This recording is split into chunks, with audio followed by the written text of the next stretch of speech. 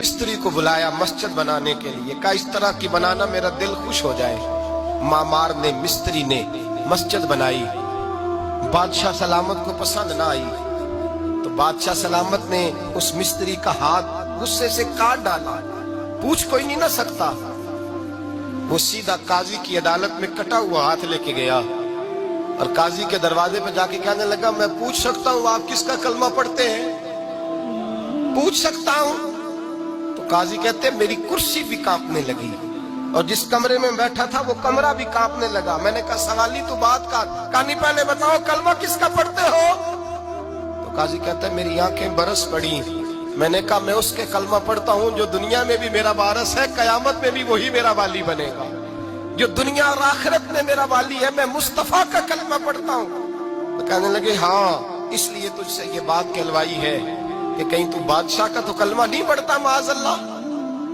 तू काजी अदालत में बैठा है कुर्सी पे, उसका कलमा तो नहीं पढ़ता? कहा नहीं, मैं मुस्तफा का। फिर देख मेरा हाथ कट गया है, अब तू बता कि तू बादशाह समझ के माफ करेगा या रसूलुल्लाह का दीन समझ के नाफिज करेगा? डॉक्टर इकबाल कहते हैं वो काजी ने हुक्म जारी किया कि फौरन बादशाह को बुलाया जाए।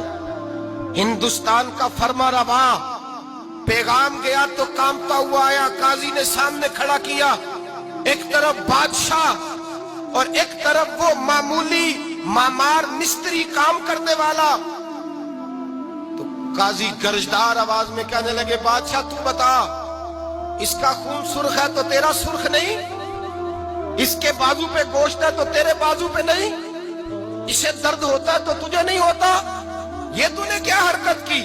बादशाह की गर्दन झुक गई। काजी कहने लगे पकड़ो इसको, बाहर ले जाओ और इसका बाजू काट दो, इसका बाजू काट दो। डॉक्टर इकबाल कहते हैं जहां कांप रहा था सारा कुछ, वहां खुशी के शादियाने बजने लगे।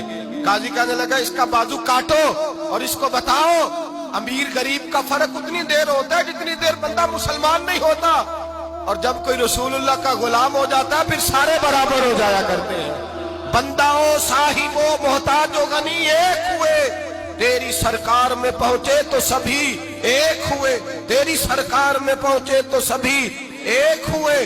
और अपनी मिल्लत पर कयास अक़वाम मगरिब से न कर, खास है तरकीब में कौमे रसूले हाशमी, ले जाओ काटो इसका बाजू।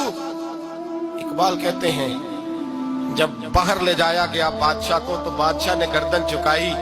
वो मिस्त्री कहने लगा तूने गर्दन क्यों झुका दी है, अब क्या हुआ? तो बादशाह सुल्तान मुराद आंख खोल के कहने लगा भूल गया था, गलती हो गई थी, बादशाही के तकब्बुर में आया था।